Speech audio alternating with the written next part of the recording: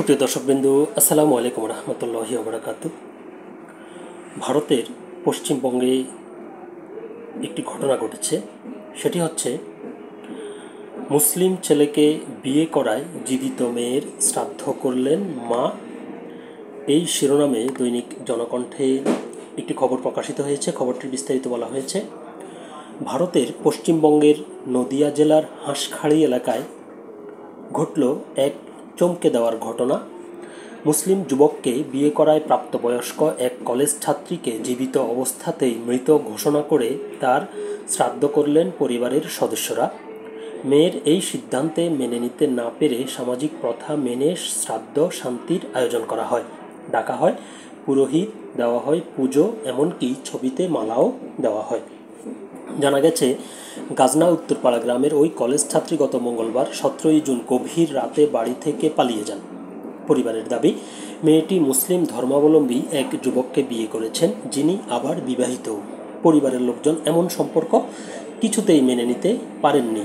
পরিবার সূত্রে জানা যায়, এর আগেও মেয়েটি ওই যুবকের সঙ্গে পালিয়ে গিয়েছিলেন, কিন্তু তখন বহু বোঝাবুঝির পরে তাকে ফিরিয়ে আনা হয়। তখনও পরিবার তাকে ক্ষমা করে দেয়। প্রায় 3 মাস মেয়েটি বাড়িতেই ছিলেন, কিন্তু আবার পালিয়ে গিয়ে বিয়ে করায় পুরো পরিবার ক্ষুব্ধ হয়ে ওঠে। তারপরেই সিদ্ধান্ত হয় মেয়েটির সঙ্গে আর কোনো সম্পর্ক রাখা হবে না। কাকা নিজে মাথা নেড়ে পুরোহিত ডেকে মেয়েটির শ্রাদ্ধের কাজ সম্পন্ন করেন। বাড়ির অন্যান্য সদস্য, কাকি, জেঠু, জেঠিমারাও এই কাজে অংশ নেন। মেয়েটির কাকা বলেন, আমার ভাইজি আমাদের খুবই প্রিয় ছিল। ওকে আমরা বহুবার বোঝানোর চেষ্টা করেছি, কিন্তু সে বারবার আমাদের বিশ্বাস ভেঙেছে। তাই এই কঠিন সিদ্ধান্ত নিতে বাধ্য হয়েছি। আজ থেকে তার সঙ্গে আমাদের কোনো সম্পর্ক নেই। কাকিমার কথায়, আমরা তাকে খুব ভালোবাসতাম, কিন্তু সে আমাদের বিশ্বাসে আঘাত দিয়েছে। তাই এমনটা করতেই হলো, যাতে আর কোনোদিন সে এই বাড়িতে ফিরতে না পারে।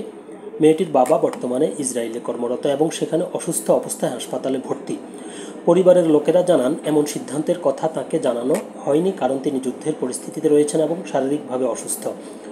এই ঘটনায় স্থানীয় এলাকাতেও চাঞ্চল্য ছড়িয়েছে। অনেকেই বিষয়টি নিয়ে মিশ্র প্রতিক্রিয়া জানিয়েছেন। কেউ কেউ একে পরিবারের কঠোর সিদ্ধান্ত বলে মনে করছেন, আবার কেউ বলছেন ভালোবাসার স্বাধীনতা মেনে নেওয়া উচিত। তো খবরটি পর্যন্তই ছিল। আল্লাহ হাফেজ।